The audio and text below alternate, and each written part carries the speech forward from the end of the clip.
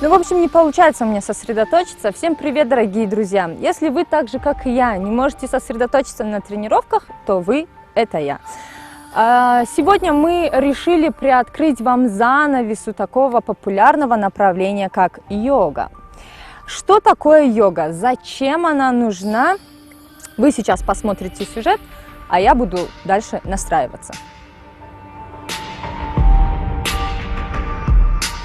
Йога – понятие в индийской культуре в широком смысле, означающее совокупность различных духовных, психических и физических практик. Для одних йога ассоциируется с физическими упражнениями и релаксацией, для других – с необычными способностями вроде левитации и чтения мыслей, для третьих – с дыхательными упражнениями. Физические упражнения составляют небольшую часть йоги, часто их называют хатха-йогой, но более точное значение понятия хатха-йога – это не обязательно физические упражнения, это любая практика, выполняемая с усилием и напряжением.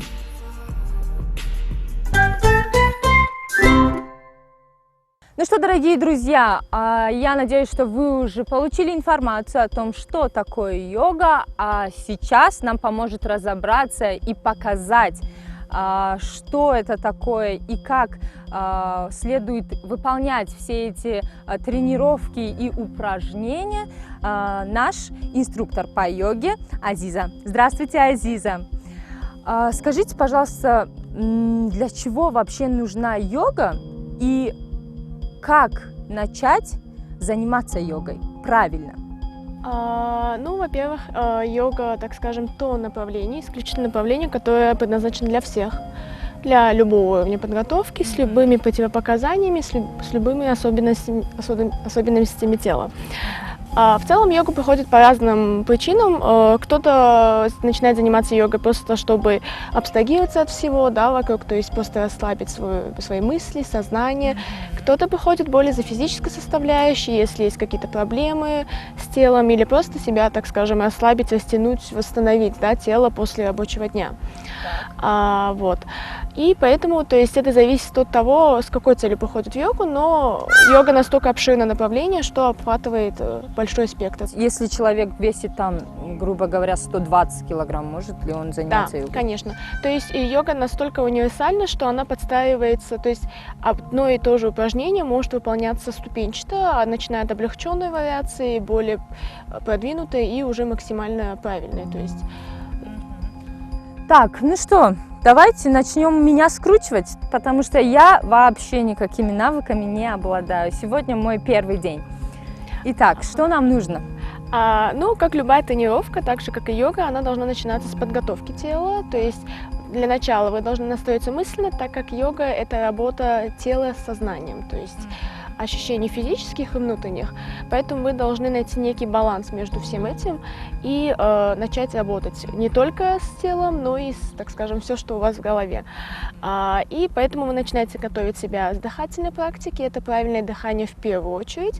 И на протяжении всей тренировки вы будете работать с этим. Для начала удобная позиция. Кстати, поза лотоса – это венец всей работы. То есть вот это поза лотоса? Да, это поза лотоса. Ага. Чаще всего не все могут, конечно же, сесть в нее. То есть у вас достаточно хорошая подготовка. То есть, да, если вы сели в нее.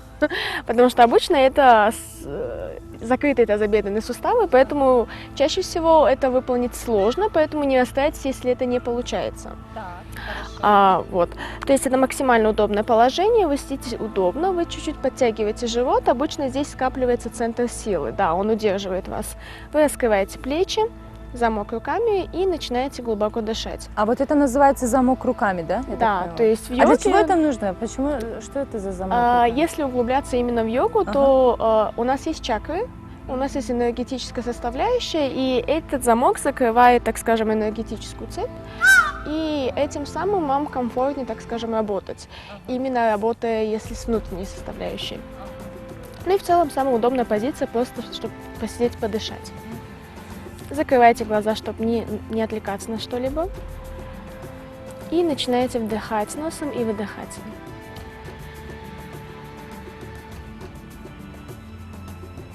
То есть это глубокое дыхание, то дыхание, которое является базовым. Вы можете прислушаться именно к своему дыханию и в целом от остальных звуков абстрагироваться. Здесь ладонь вы кладете на живот, чтобы лучше ощущать его. Любую из рук. Это дыхание называется брюшным. То есть на каждый вдох носом вы будете округлять. Как оно называется? Брюшное дыхание. То есть буквально вы дышите уже не грудной клеткой, а животом. Вы надуваете живот на каждый вдох, вдыхаете носом, и на каждый выдох вы выдыхаете ртом и уже втягиваете живот в себя. То есть, другими словами, вы делаете то же самое, что делали легкими, только уже перенесли это движение в область живота. То есть буквально несколько циклов достаточно, мы открываем глаза, ладони снова кладем на колени, расправляем плечи и начинаем вращение головы. Поэтому мы дышим так же, как и начинали. Вдох и выдох носом.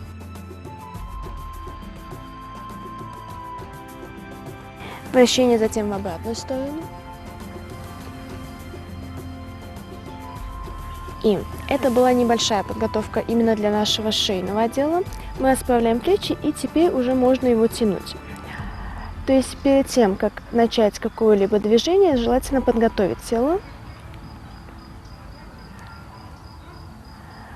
в обратную сторону. Постараясь опускать плечо, а ухо вытягивать вверх. Кстати, данное упражнение можно выполнять даже сидя в офисе. Оно хорошо разгружает шею. И в следующем положении оно будет не у всех даваться с первого раза, но мы попробуем. Согнем любую ногу, чтобы предварительно растянуть мышцы. Мы опускаемся вниз. Чаще всего люди не могут дотянуться, новички, до стопы, поэтому можно держаться как-нибудь сверху за голень. Либо же мы можем просто использовать подручное оборудование, взять полотенце, например, и обхватить стопу. Затем также другая сторона. То есть это облегченный вариант перед тем, как сделать более полный. И если у кого-то колено сгибается, можно другой ладонью просто толкать колено вниз.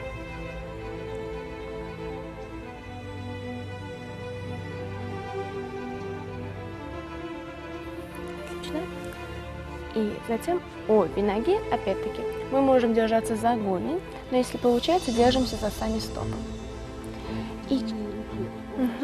Да, но не повезло, у кого очень длинные ноги.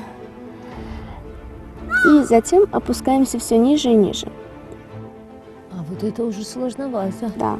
Кстати, в данном положении очень хорошо тянутся подколенные связки, в целом вся задняя часть бедра. А колени поднимать нельзя, да? Если они будут сгибаться, то уже вытяжение будет не тем.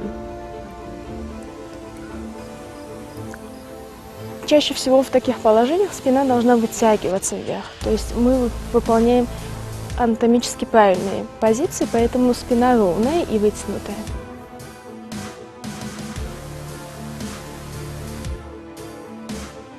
Затем выдох. Раскрываемся и поворачиваемся корпусом в сторону. Взгляд остается там же, спереди.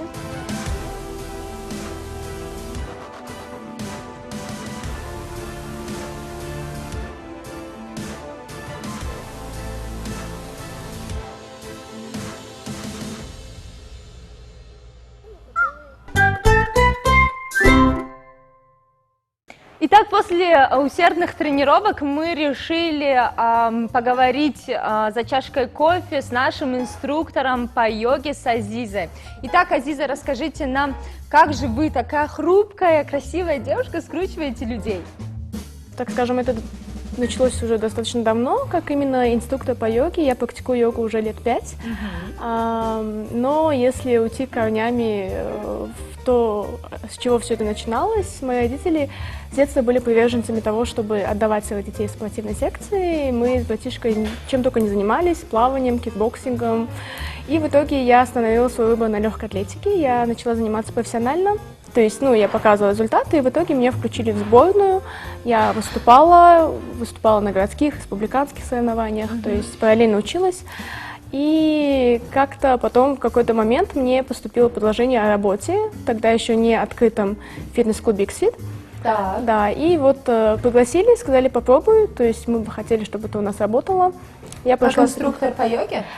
Нет, там проводился набор, так как у них была нехватка кадров, то есть не было квалифицированных, сертифицированных тренеров в целом. Так. И они сюда пригласили специалистов, разных тренеров, разных учителей, которые в течение нескольких месяцев делали такой, скажем, комплексный курс по обучению именно тренеров по разным направлениям.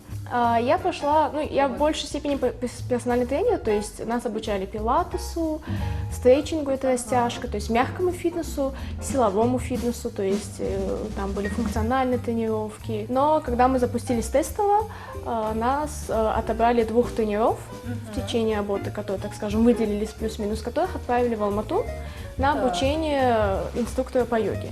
И вот на протяжении месяца мы жили там, в Алмате, с моей коллегой, обучались.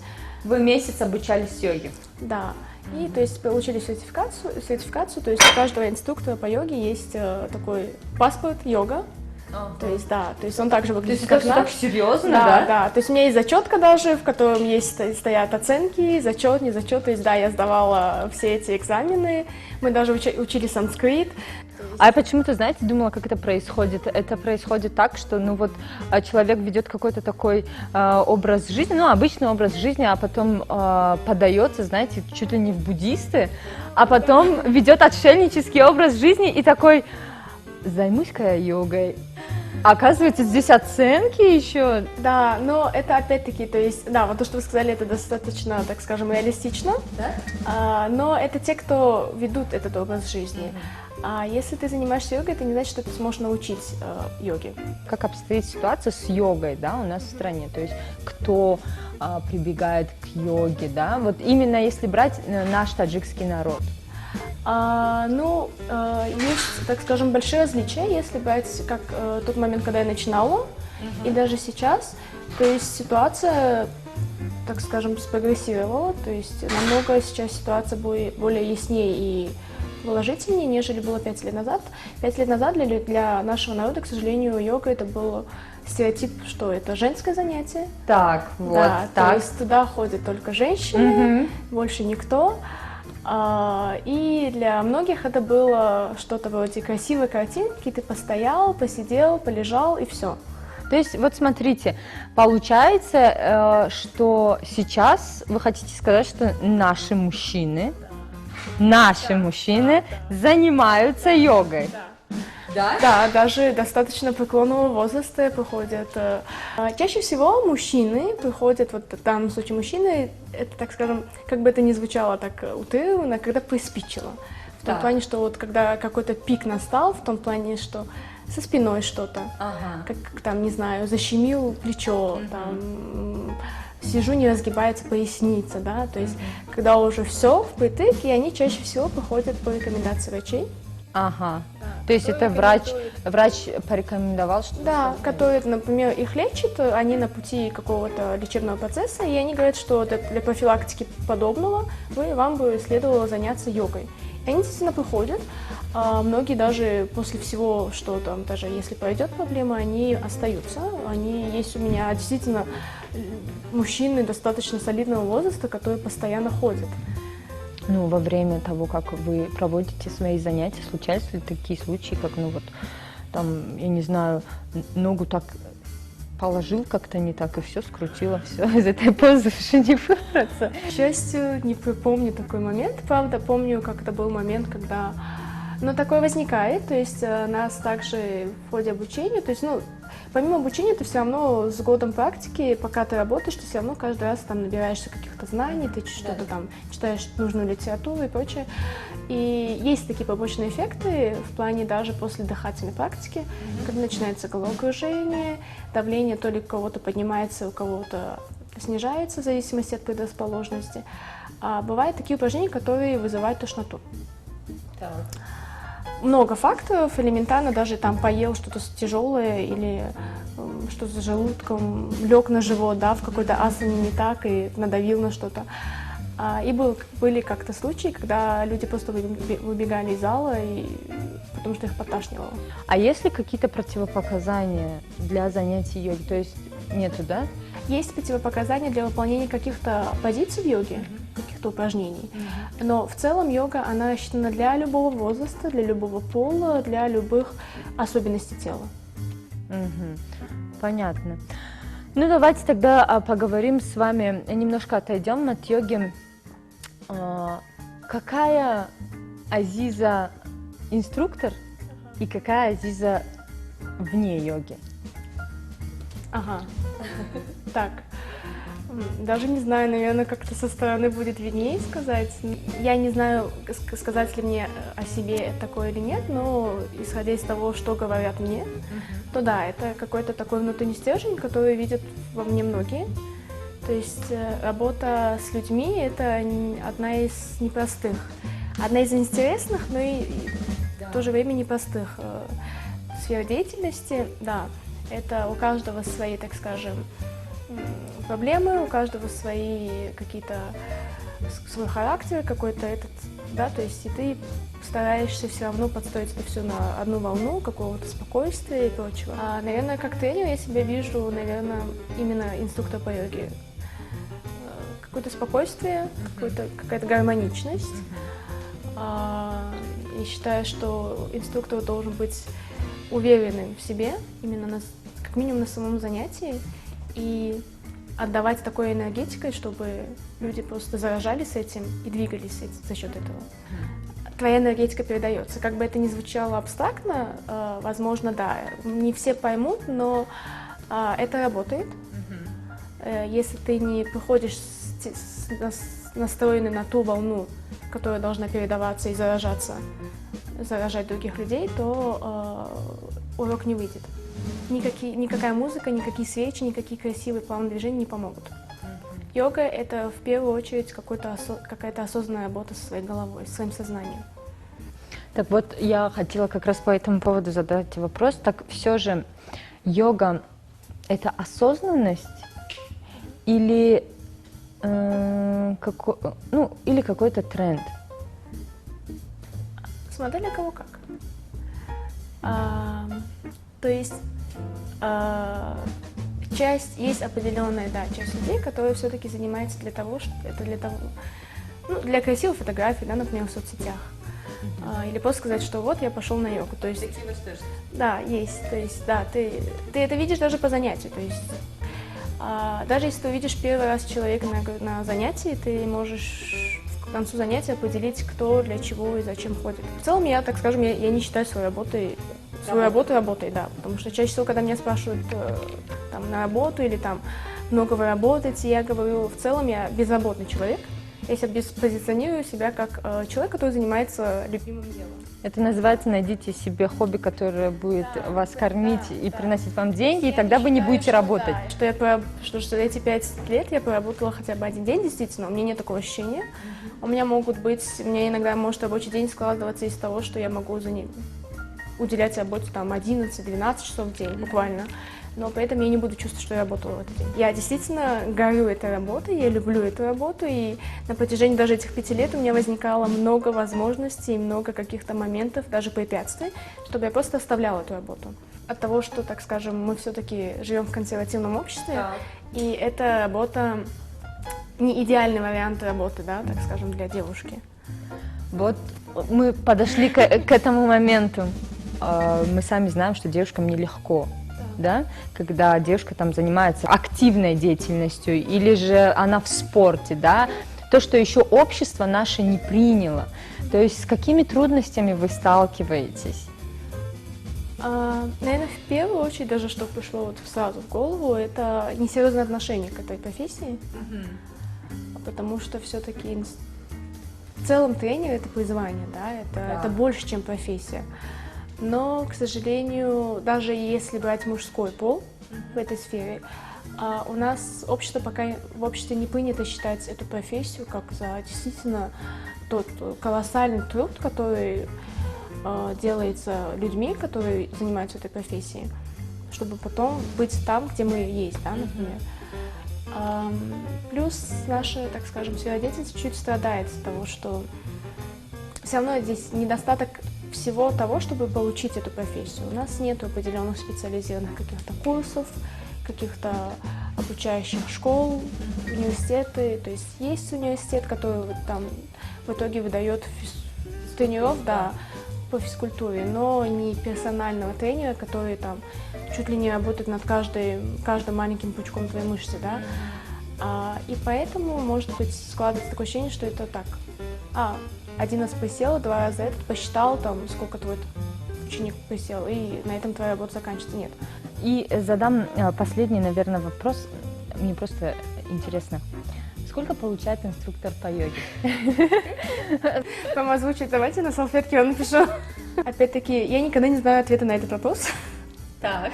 Потому что у меня инструктора по йоге получают как минимум из той системы, которая сложилась, да, в этой сфере, это сдельная работа, то есть ты получаешь столько, сколько выполнил. Ну да, ну сколько ты провел? В среднем заработок инструктора по йоге. Ну, я не знаю, то есть... Но, так скажем, на хорошую жизнь и в конце шоколадку это хватает достаточно. Хорошо. Спасибо вам большое, Азизочка, за проведенный инструктаж. Дорогие друзья, на этом мы завершаем свой выпуск. С нами была инструктор по йоге Азиза Игамова. Если что, вы можете к ней записаться. До следующих выпусков. Пейте кофе и оставайтесь с нами.